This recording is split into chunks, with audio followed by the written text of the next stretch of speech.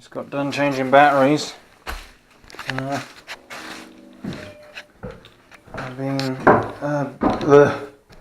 Right. Brush is being acquired for down here. I'll show you what else I got to do. This is the funnest part of my day so far. There's 2 little pipes in there. I've got to sweat and make right, basically. Soldering gun sort of stuff. I've got to put a what do you call it? I've got to put a clip in. The one on the right isn't supported, so I've got to clip that up. Before I do that, that's just all on there dry, and I've worked out the angles so that these hoses can feed into that pump and into there. That's where it's going to sit. And it's going to feed a bath that's going to go here, and the shower that's going to go over there. So, yeah, lots of fun.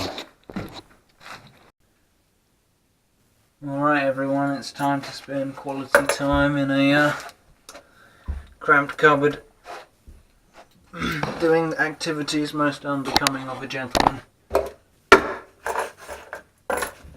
Oh.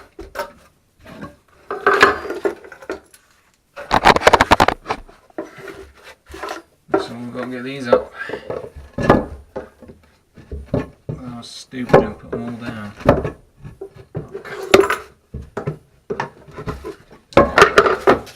Got for a horrible moment I was having to climb out of this hole to get the right tool. That would have been a travesty.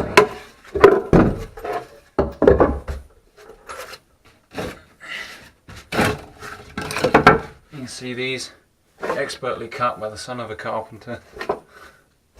And you're seeing those thanks to my fantastic super duper work lamp thing, whatever it's called. I don't know how much you can actually see because I'm not much of a cameraman. It has to be said. This may turn into a radio show. Okay. This is a Munson ring. That's this one. It's a back plate. These rings take M10 standard threaded rod. If you're a sucker, like I was, what you'll end up buying are these male back plates. No brainer, as the good man says. No worky because you can only have it set between this very tiny amount of length. It's not even threaded the entire thing. So all you've got is like 10 millimeters of like choice of how high you want to set this. If you get the female back plate, you just get a separate piece of rod, wind it in there, and you can cut this off at whatever length you want. Like what I've done, like the one I made earlier, if you take note. The advantage with these over the plastic clips is that they don't melt when you're soldering.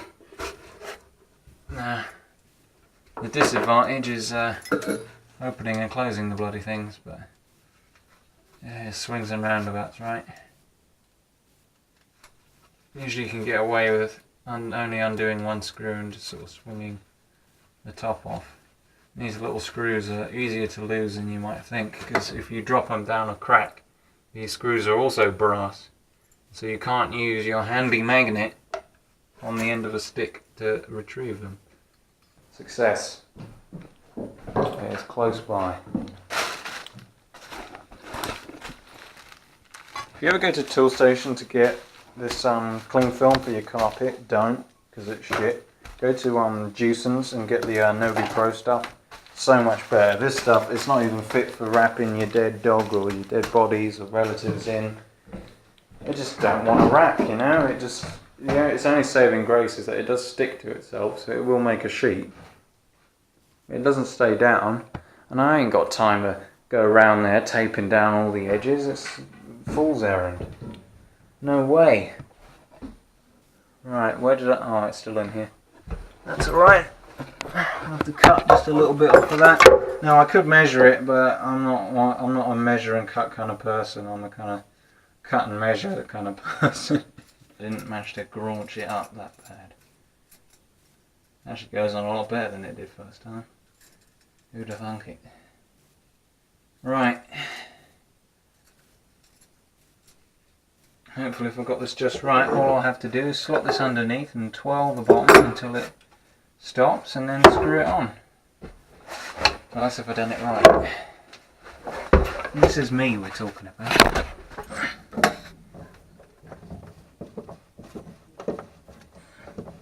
Really pleased with this hex bit screwdriver. It's a really thin one, and you can hold these black collars and push down on them, because to release the hex bit you pull them backwards rather than push them out, and it's a real advantage of doing it that way, having the release mechanism reversed as such. I don't know why I didn't do that screw up. It's probably because it's a bugger to do up.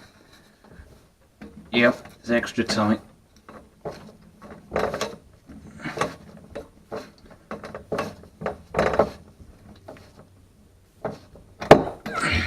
That's down enough. And so what you want them to do is have a bit of play on them, but not so much that they're strained. So you see they can move, and they'll be on flexible hoses any rate, so they won't be moving a lot. And all this helps to dampen the vibrations from the pump. The pump itself, I'll show you, it's a nice Stewart Turner one, very expensive. Little rubber feet on them. You don't screw these to the floor under any circumstances. They stand on these little rubber shoes that it's wearing. And that helps dampen the vibrations as well. And then a bit of wood will go across here, like some boarding. And all this will be soundproofed as well. And hopefully, we should be able to get rid of most of the noise. If you're wondering why I'm breathing, it's A, obviously because I'm an enormously fat man. And B, because it's about 30-degree heat that I'm working in this cupboard like a fool. Well, I can't even hear him coming, so I better get the sweating gear off, and we'll clean and flux those. And you can watch me set fire to the cupboard. I might even be best served by taping my heat shield to the top of this board. But who knows? I'll have to switch you off and get back to you on that. Queeg 3000 back here. Right. Oh shit. Now, usually you get the apprentice to hold the heat mat, but I am the apprentice and I've only got what's in between my ears and no Tektite fittings, so this is what we're going to do. Obviously I've taped that up there. I'll also need to put something around here and here, but I'm going to clean up and fabricate all this first, because Mama didn't raise no fool. That one's going to go on that side. And a little cheat I've come up with this sort of thing is to take a picture of it all made up dry before you start doing this, because then you can cheat and refer to it. I know. Somebody of my age should know better than to cheat, but hey, what can you do? No, I think it was that other elbow. Yeah, it was. Get a bit of flux on that. Remember to flux both the fitting and the pipe. A little bit tricky here, but it's got to be done. And I'll flux the fitting first in this case. In fact, in every case, I don't usually flux the pipe first, I don't think. I don't know. Maybe it'll leak if I flux the pipe first and not the fitting, or the other way around. Oh crap. I like this flux over that other stuff, the stuff in the black tub. It's better, methinks. Come on. There we go. We'll line our witless marks up.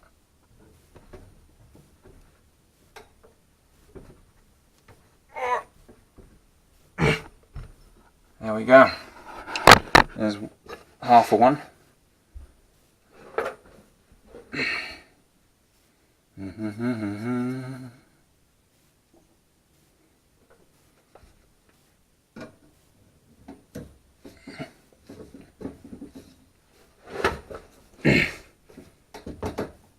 Lovely. Alright, that one's all set. Now, you can buy the abrasive strips, but I much prefer this one. It's like a brush. And if you don't want it to poke holes in you, buy a 15 and a 22 cap respectively.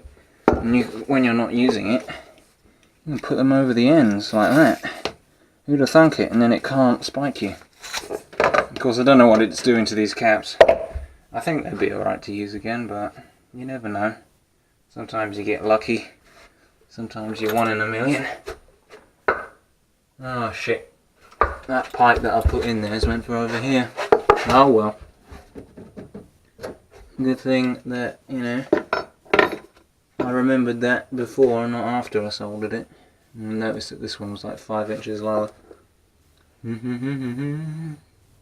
Now, you can do this up to an hour, but like, as long as you don't leave this for like a couple of days, you know, you come back and find all the green death on it, it's usually alright. But you know, it's not that critical. Especially if you're using the lead-free, the acid-free stuff. Obviously you've got to use lead-free solder these days. But, yeah. Right, then that can go in that. And that can go on that.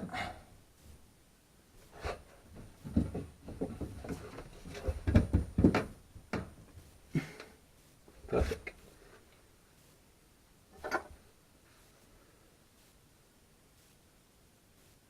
And yeah, these two.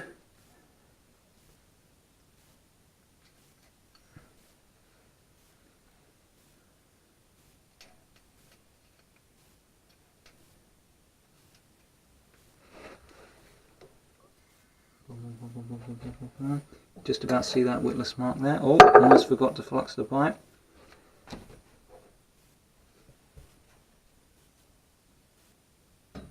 Not inside the pipe under any circumstances, just round it. Don't have to go crazy, like I am.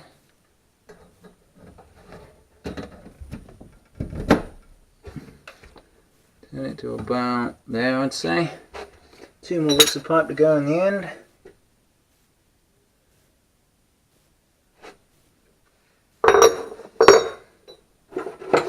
There's one already in this hose, which I think is the one I fitted, and I put it all together. Yes, it is. But I'll tell you what, I'll just use longer bits of pipe than I need and cut them back. How about that? Save myself a bit of time.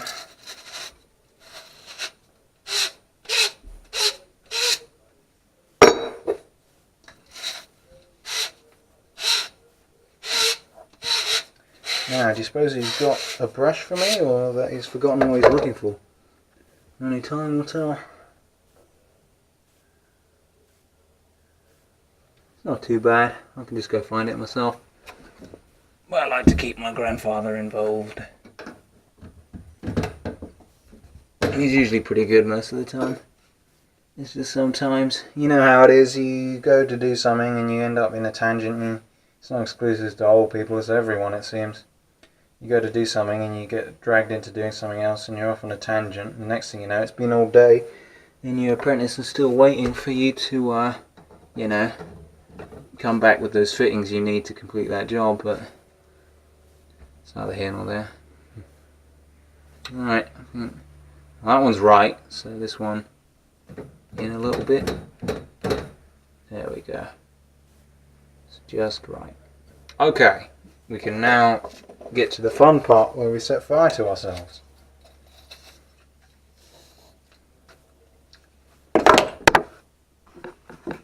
Put the spiky death brush away, because good lord, you'll know if you touch that with your arm, lean on it with your arm or something, because it will hurt quite a bit. As shocking as it is to find out that a wire brush sticks in you quite well, it does. Get our solder, put a nice elbow on it. Now, there aren't actually a lot of videos on how to solder copper pipe in awkward situations, so I might break this out into its own video rather than have a long rambling one about how I spent my Saturday doing bugger and all. What was I going to get? I was going to get some heat mats. Well, I can use one bit of wet rag. Put that down there. Now remember, I've got to do that one as well.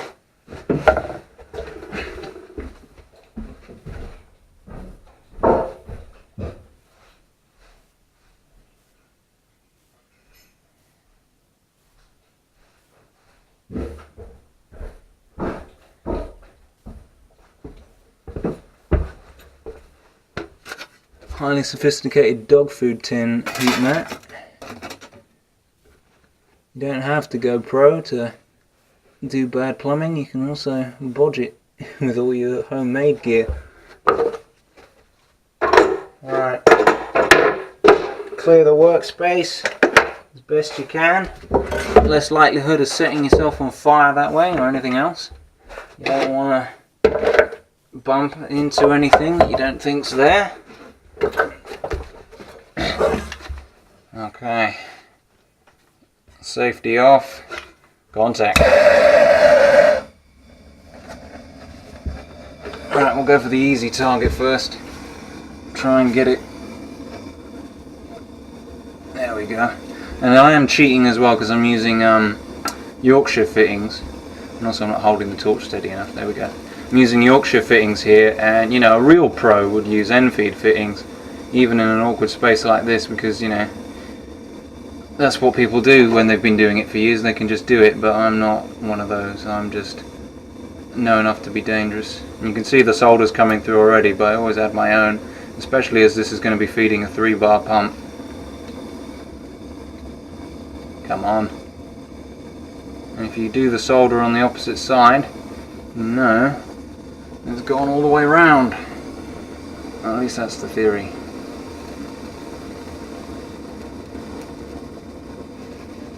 Come on. Oh, and the heat mat's gone. Look at that, the tape's burning away. That didn't last 5 minutes, did it? Oh, the solder's starting to go. Heat mat's glowing, but it's the best one I have, so it should do the job. Oh, and I've got dribbles. Lots and lots of dribble marks. Yeah, that tape is snafu. 100% snafu. It is out of here. Right, quick. Get rid of the idiot marks before someone notices. Before the boss looks over your shoulder.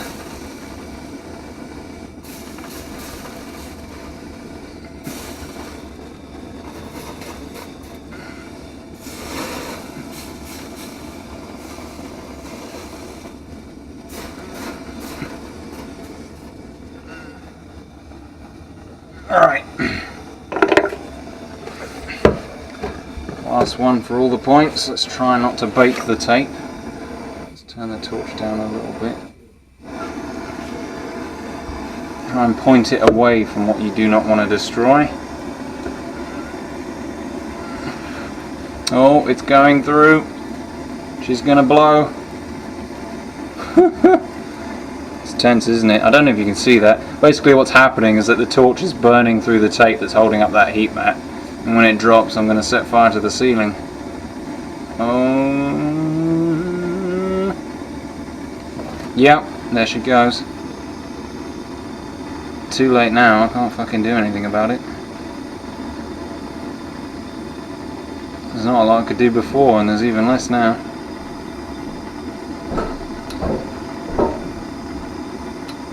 Hello, you're just in time to see me set myself on fire. Your friend's been shouting. Has she? What about? Cake and drinks. She's done what? Cake and drinks. Ooh. I think we've reached our convenient stopping point for today then, everyone. Yeah. Well, until I got to do some other stuff. Quick, get rid of the idiot marks. Oh God. Look at it all. Okay,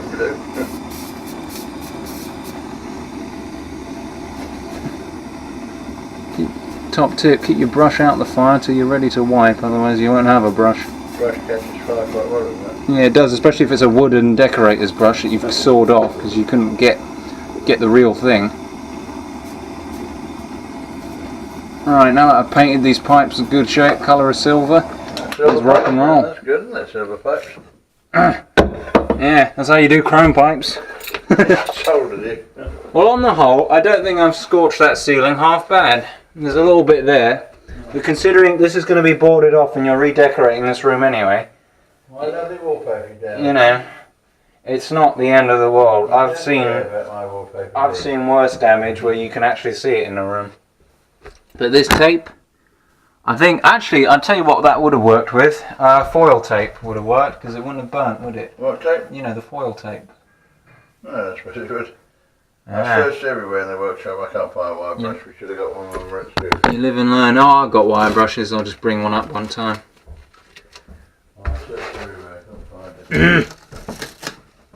Don't worry, there's plenty of other stuff we can do. Right, let's get the wet rag on there. It's important to wipe this, you know, twice, maybe 3 times, especially if you're an amateur like me, because you've just covered the entire pipe work in flux, and that'll eat into the pipe. But right now, it's tea o'clock. Tea and cake time. But yeah, so I hope you learned something there. Bit of awkward spot soldering with almost an untouched wallpaper behind, only a little bit there. And if I'd stopped and put more tape on properly, I wouldn't have had that problem. There you go. That's for next time. See ya.